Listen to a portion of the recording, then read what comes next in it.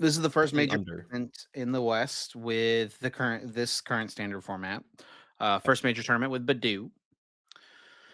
Um, I guess first off, based on what we've seen in online tournaments and based on what we've seen from this format in Japan, Yeah.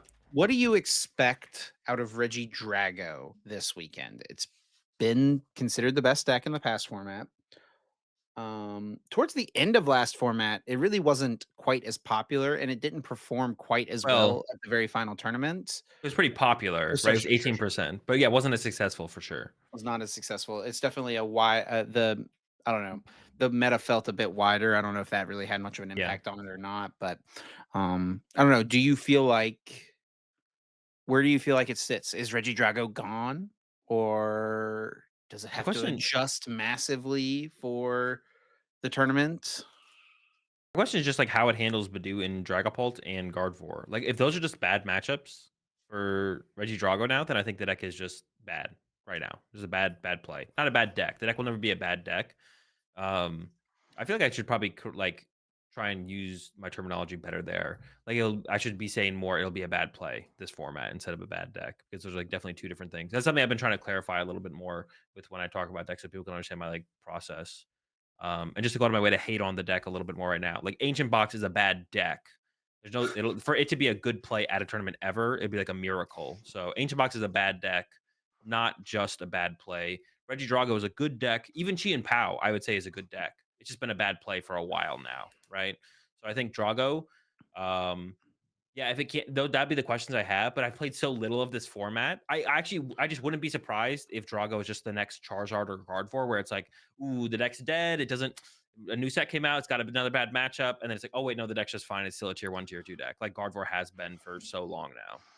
So Yeah, there's a couple different unsure. interesting techs that we could see in Drago to I think help handle Badoo a little bit. Um, and we've seen some of this on in Japan. We've seen some of it in Drago lists online. Crispin has popped up as a tech, a way that you can re-accelerate to a Drago while you're getting Yeah. item locked. Also, I've seen the Poppy pop up here and there, which is a supporter card that lets you move up to 2 energy from one of your Pokemon to another of your Pokemon. Yeah. Those are both, like, interesting. I feel like actually the one big change that we've seen pretty consistently, I wanna say, from lists across the board is, like, everyone's playing Latias EX, to have a constant way to be able to move your Drago Vs around if you're getting Badooed.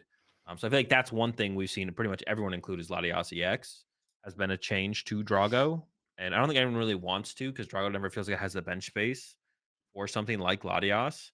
But yeah, something like the Crispin, the Poppy, maybe even something like Elekid theoretically could be good, but getting Elekid consistently active means you might need something like Latias, and you don't really have bench space for something like if you go out of your way to put down Elekid and Latias on your bench, even if you KO their Badoo turn 2 right after they use it, or the turn right after they use it, you probably just lose because you don't have bench space for any good Pokemon.